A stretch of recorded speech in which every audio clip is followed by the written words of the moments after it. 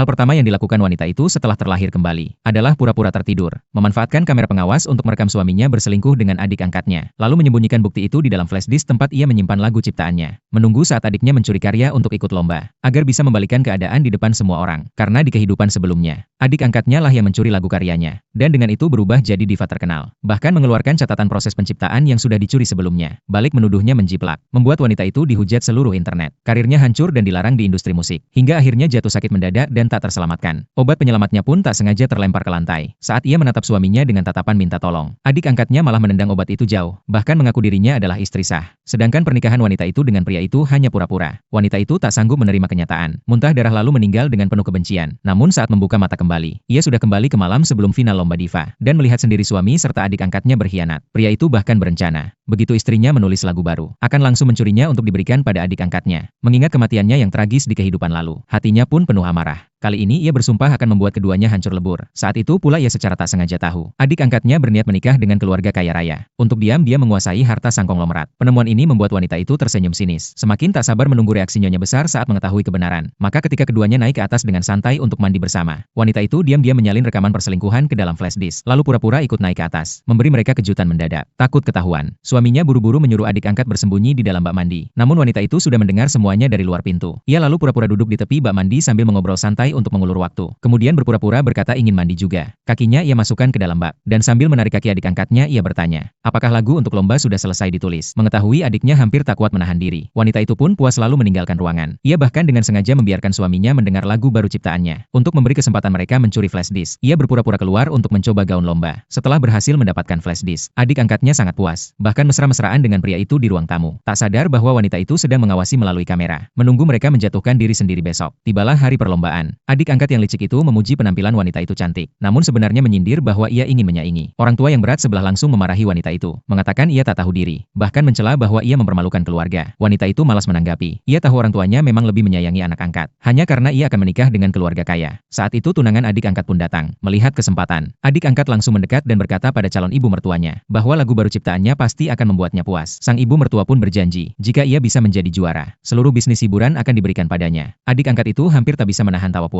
Segera final lomba pun dimulai, seperti yang sudah diduga. Begitu ia tampil, lagunya langsung membuat semua orang terpukau. Sorak kagum terdengar di seluruh ruangan, dengan penuh kepura-puraan. Ia mengaku telah menulis lagu itu dengan susah payah selama 6 tahun. Saat ia sedang berbangga diri, wanita itu berdiri dan menuduhnya menjiplak. Suaminya tentu jadi orang pertama yang melarangnya bicara. Ibunya juga langsung memperingatkan agar ia jangan asal bicara. Ayahnya marah besar sampai menamparnya di tempat. Beruntung wanita itu sempat menghindar. Tamparan itu malah mendarat di wajah suaminya. Adik angkat yang licik segera mengambil flash disk yang sudah dicurinya. Dengan percaya diri berkata,